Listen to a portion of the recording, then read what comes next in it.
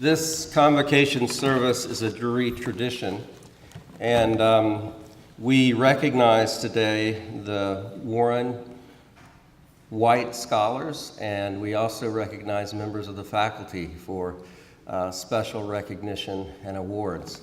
Now, Beth Harville, the provost, just told me that there are now 481 new students here on campus, and typically or traditionally we've had most of them try to fit into this room, but that's literally not possible today especially.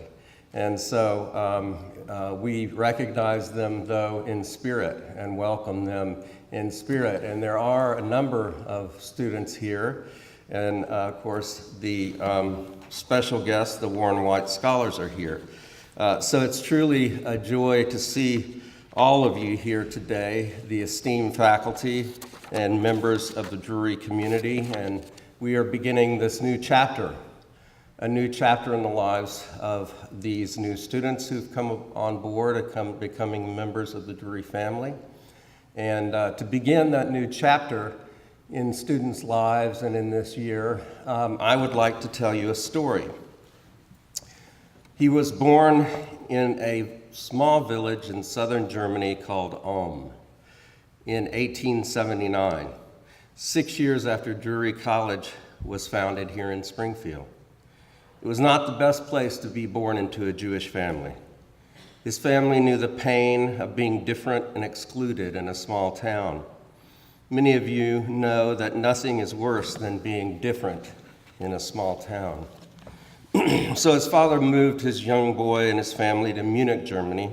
Munich was not much better for Jews, but at least the little boy and his family were surrounded by an extended family and close friends. The boy was slight and a loner. He would carry these characteristics throughout his life. He loved to work on puzzles and invent thought experiments, like imagining the details of a large imaginary city with his sister or playing with his toy steam engine. In 1882, Munich hosted the first German electricity exhibition. In 1883, the young boy's family and some of their close friends began to compete for contracts to provide electrical lights and generators to cities all over southern Germany. He traveled with his extended family and their friends. Many of them became mentors to him. The boy, in fact, sought out special mentors. Mostly they were his uncles and older family friends. And with their attention and encouragement, he began to find a new sense of self-confidence.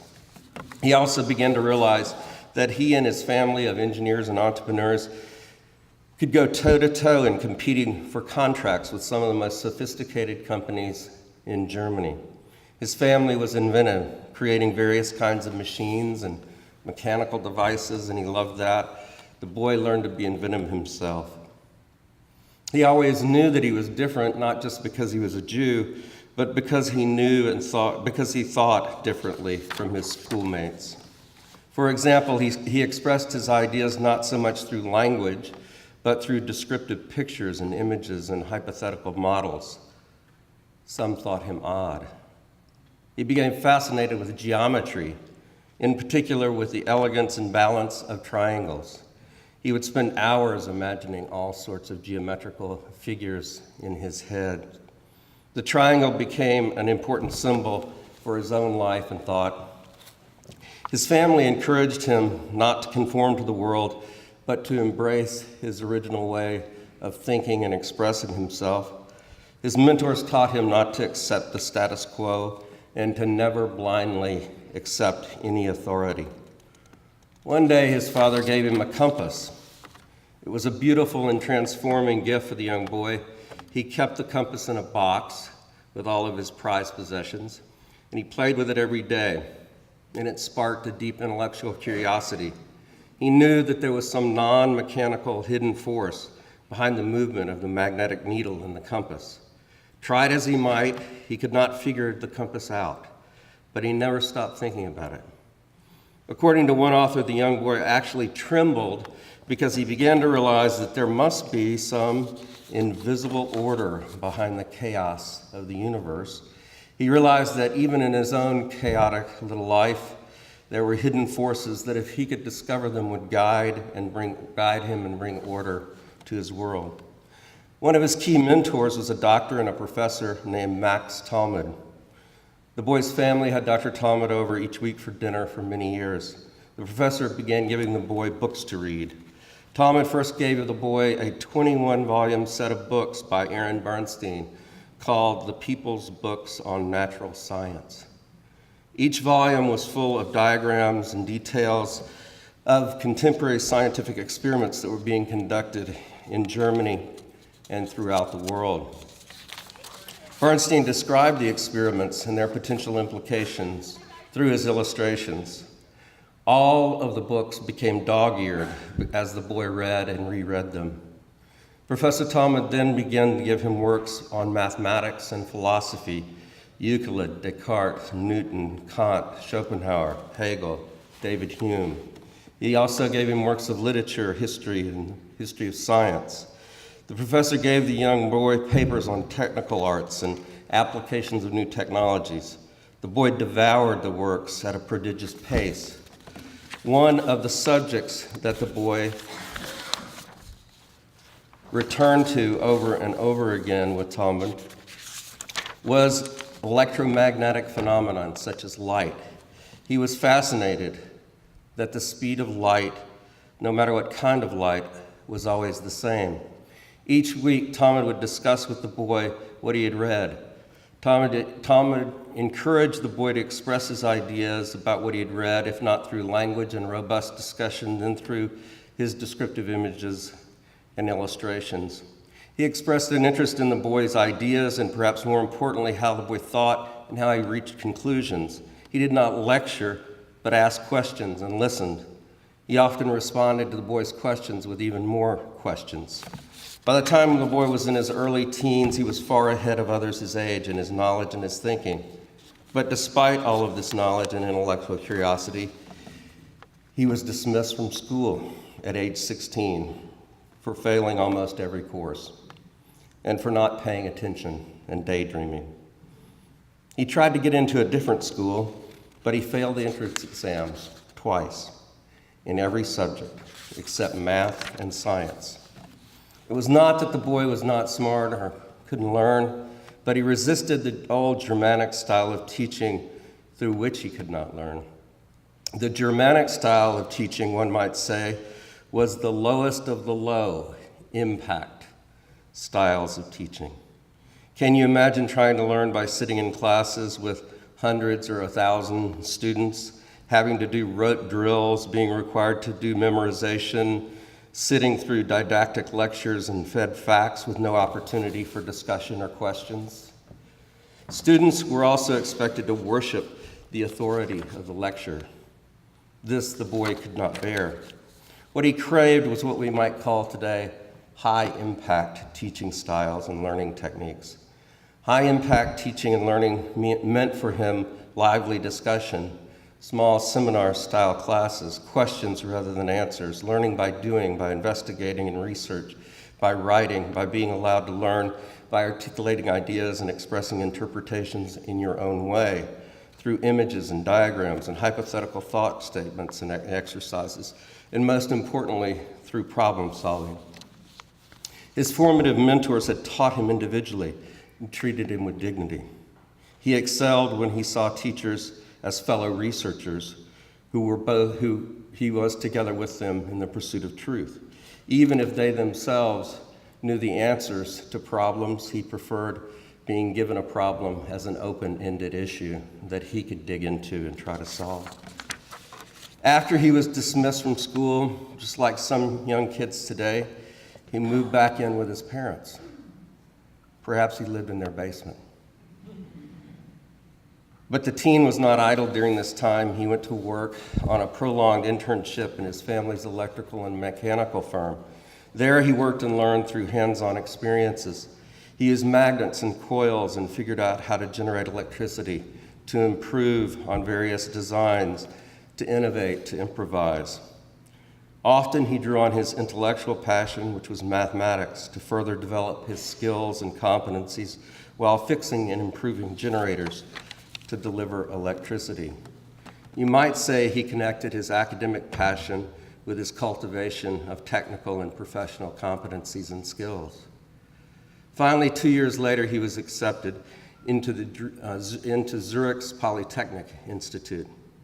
He earned what today would be a doctorate in physics. But he graduated last in his class. He was disliked by his fellow students and not well regarded by the faculty.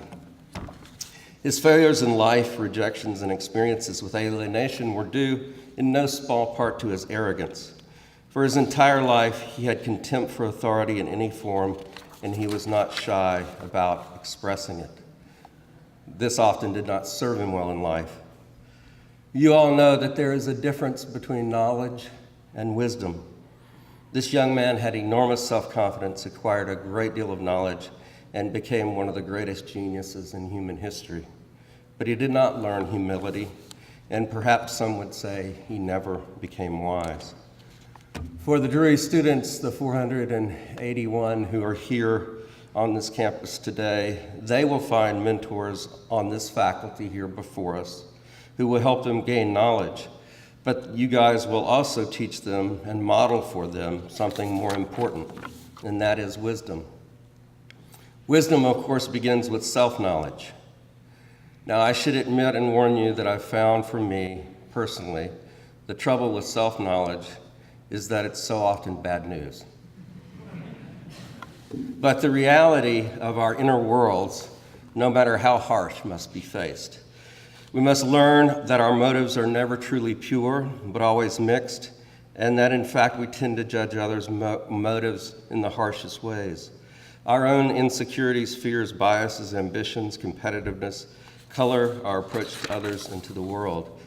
But the Drury students who are here today, who've been so lucky as to have chosen Drury and Drury to have chosen them, they will learn through faculty and staff mentors to know themselves. They will be taught that rigid and flexible adherence to truths or ideologies or self-righteous indignation leads away from wisdom into a rush to judgment, a suspicion of others, and quick condemnation of fellow human beings. One of the things that I think all of our students will learn here or through life is that we all live life and make decisions in the context of ambiguity, contradiction, uncertainty, error, and much too often in the context of personal tragedy.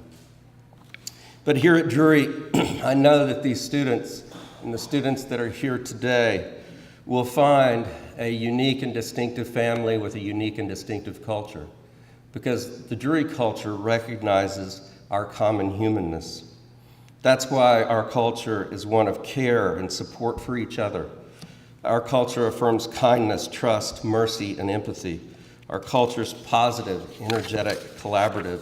We celebrate wonder, joy, and hope. We welcome change, and we call each other into accountability to live out these values.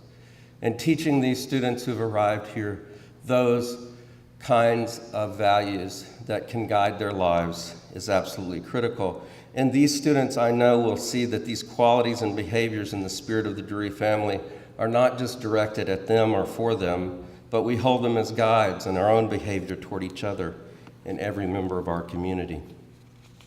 So back to our story. The only job this young man could get was a job working in the patent office in Bern, Switzerland. During this period, he reviewed all sorts of inventions and patent applications. Of course, his name was Albert Einstein. The first papers he wrote in theoretical physics were rejected and scoffed at by the Academy. But in 1905, he published a series of papers that became the most revolutionary works in the history of physics and science. The first series of papers were called the theory of special relativity. Now, at this point, I know you're thinking to yourself, President Cloyd, when are you going to get into the full explanation of Einstein's theory of special relativity? Well, I'm going to spare you the details because, as you know, his theories are rather simple, and you probably know them already. But if you really want a full dose of it, you can talk to me later, or better yet, take a physics class. As a matter of fact, take the physics class. Einstein's formula and theory of special relativity, E equals mc squared, energy equals mass times the speed of light squared, brought about a paradigm shift in physics. It shattered Newtonian physics. But did you know that the theory of special relativity contained an idea in it that's becoming important here at Drury? Under the right conditions, two light atoms will bond. Counterintuitively, in the reaction, the total mass of the new atom that is created is less than the two atoms that formed it. That is because mass is released in enormous energy. In this process that is called fusion. Fusion is a notion that's used in a number of fields of study as analogies, as examples in jazz, in hip hop, in art, in social science, and history. And what does all this have to do with Drury University? What does it have to do with this faculty or this community, or what the students who have come here will learn, or how they'll learn it, or how they will be approached and challenged? Well, I think Einstein's story sheds light on a number of things that we value and things that have been enduring values for Drury. This story contains themes about how we're going to make those enduring values real for this new generation of students. We at Drury are going to offer them new and exciting opportunities. Students, you are here today at Drury at an exciting time, and you're going to hear more about these opportunities, these new programs, and new credentials as you move forward in progressing through your years here at Drury. For generations, we know that our faculty have served Drury students as great teachers, scholars, trusted advisors, and mentors. We know that our fine faculty are here to serve as your mentors and guides, just as Einstein's mentors did for him in his intellectual development. You will find your voice here at Drury. You will be affirmed in a new self-confidence. You will be taught by this outstanding faculty not to accept the status quo or to blindly agree with authority. You will learn to think in new ways with parts and sides of your brain that you never thought were there, through numbers and images and music and sounds and logic, languages and stories and digital formulations. In the tradition of the liberal arts and sciences, just as Einstein did, you will read and study widely and deeply in many subject areas. You will learn from your mentors and from knowing yourself how to fail and how to fall and how to get up and how to have resilience. Failing and falling will produce humility and empathy for others if you will listen to your mentors and you will let them. But students, all of you here today and those who are not, I want to tell you about a couple of things that are new opportunities, great opportunities, that are going to come about while you're here. We are building a new Design Enterprise Solutions Center for all students in every major. This facility will have in it a cyber fusion and security lab, a data analytics, e-commerce, and social media experimentation lab, a simulation Wall Street trading floor, maker spaces, design labs, collaborative small group project spaces, spaces for students to create businesses and social entrepreneurial startups. We're going to start building the Design Enterprise Solutions Center, or DISC, I guess, that will be anchored by the new Breach School of Business. In the near future, we'll start building that. We're creating a new Compass Center as a centralized space in the Design Center. So like Einstein, you will have a compass, but this time with guides, where advisors, career counselors, job placement professionals, and yes, life coaches will work with you to discover and help you to realize your aspirations for life and profession. Beginning next year, you will experience in your classes an extension and expansion of our already strong Drury high-impact teaching styles and learning techniques, similar to Einstein's beloved high-impact teaching styles and learning techniques. Every one of you, no matter your field of study, will work on a problem solution set to address and offer solutions to real-life problems. You will earn additional credentials in the form of certificates that will have specific themes and topics related to your area of intellectual and academic interest, and others related to the development of specific contemporary professional and technical skills and competencies that interest you through this brand new program called Your Drury Fusion. Your Drury Fusion, I like that phrase, and I want to know that the faculty have heard about this from Wendy Flanagan, and Wendy did a great job with that. Through Your Drury Fusion, students, you will fuse your intellectual passion and preparation for life with technical and professional competencies in areas connected to your career interests. This will be Your Drury Fusion. Your Drury Fusion experience will create enormous energy for you in your life. Drury is going to go beyond any other university in how we recognize your Drury Fusion accomplishments, your preparation for life and preparation for profession. Along with your major areas of interest and study, certificates that you earn will be placed on your transcript, and you'll be able to create your own digital portfolio of work and the real-world problems that you have addressed. All of this will make you life-ready and perhaps market-ready. And finally, I want all of us to hear this. Einstein once said that he knew he had done his job as a teacher when the chickens came home to roost. He said to his class at Princeton one day, "A foolish faith in authority is the worst enemy of truth." To which one of his student collaborators replied, "Oh yes, Dr. Einstein, I know. I never rely on authority in science, in any other discipline, or in any professor. Even the greatest genius can be wrong, whether he's won 1 or 2 Nobel Prizes or none at all." Now, for those of you who are students and parents here today, I would like for you to stand for a moment for me. Students and parents.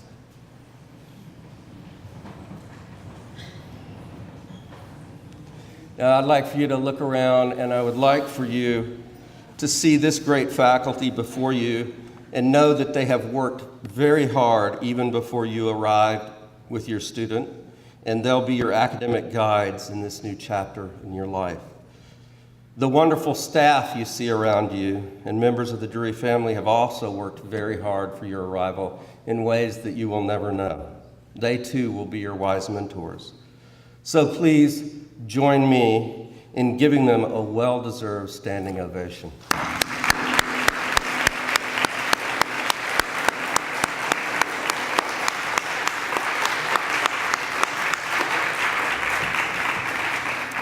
Thank you, and may we have a great year.